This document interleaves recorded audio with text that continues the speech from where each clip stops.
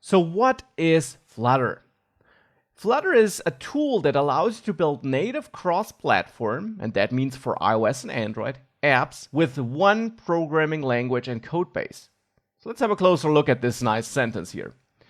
Important is that we build native cross-platform apps. So we build both an iOS app and an Android app.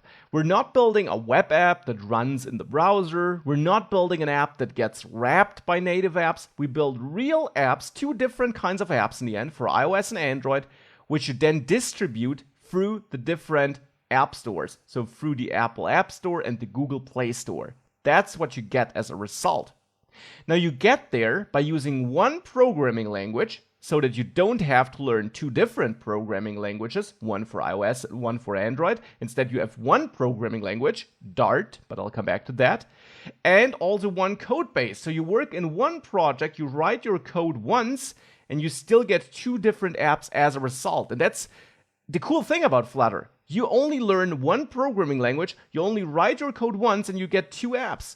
Without Flutter, you would normally build an iOS app by writing some Swift or Objective-C code and using the iOS development environment. And for Android, you would be using Java with the Android framework, or you would be using Kotlin and also the Android development environment.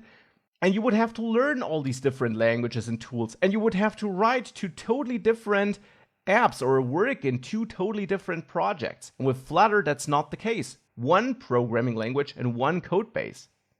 If we have a closer look at Flutter, though, it's actually a combination of things. The term Flutter refers to two major things. One is a SDK, a software development kit. You could say a collection of tools that allows you to write one code base or use one code base with one programming language.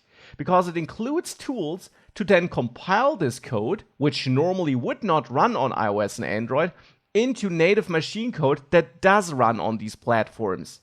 Because if there would be one programming language that would work on both platforms, we wouldn't need Flutter, but there isn't.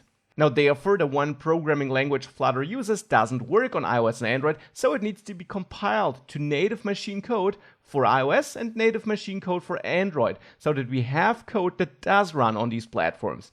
And that compilation task, along with a couple of other things, that's all part of Flutter. But of course, it's not just a collection of tools. It also gives you everything you need to create beautiful applications. It gives you a framework, a widget library for that one programming language, which is called Dart, which you can use to build beautiful Flutter apps. And that's what we will spend the majority of time with, of course. It gives you a vast collection of reusable UI building blocks, these so-called widgets. So these are things like buttons, tabs, text inputs, drop-downs. You get all of that out of the box. You can style them and customize them, and then you build user interfaces with these tools. In addition, you get a couple of utility functions and generally some packages that help you build what your users see and what your users interact with. And then that code which you build with the help of that framework, that is then compiled to native machine code with the help of the SDK. So that is what Flutter is. Now, as I mentioned, Flutter uses a programming language called Dart. Dart is a programming language which is focused on building front-end user interfaces, front-end apps. It's not limited to building mobile apps, that's just what Flutter uses it for, but Dart is independent of Flutter, and you can also build web apps with Dart. But we'll not focus just on Dart here, we'll focus on Flutter and how it uses Dart. And Flutter uses Dart mostly for building mobile apps. So it's a programming language built to make it really simple to build front-end user interfaces. It's a programming language which was developed by Google or is developed by Google, just like Flutter. So these are actually two independent teams in Google, but of course they're working together to improve each other. And therefore we have a hand-in-hand solution here.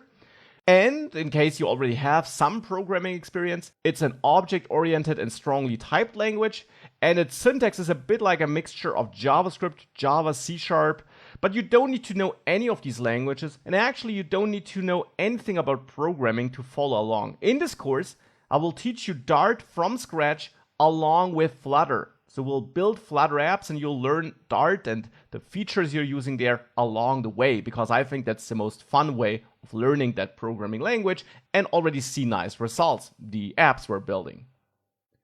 So Flutter and Dart are not really alternatives, instead they're working together. Flutter builds up on Dart. It's a framework for Dart, and Dart actually is the programming language which we're using. Flutter then just is a collection of tools, a set of features, utility functions, and these widgets which are implemented using Dart so that you don't have to reinvent the wheel there, but you can write your own Dart code and use these existing widgets in your code so that you don't have to, again, reinvent how a button should look like and work, but use the pre-built button instead and then just customize it to your requirements. That's how this works. And in addition, as mentioned, Flutter also gives you that SDK, so all these tools for compiling your code in the end.